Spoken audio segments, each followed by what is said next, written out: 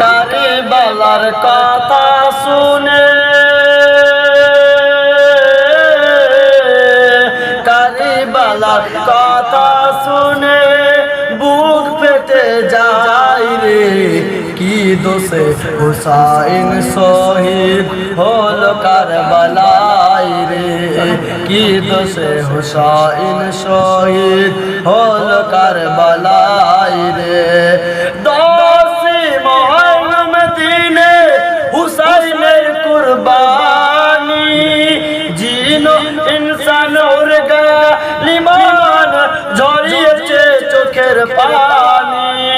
দোষী মহরম দিনে হুসাইনের কুরবানি জিনো ইনসান ওর গালিমান ঝরিয়েছে চোখের পানি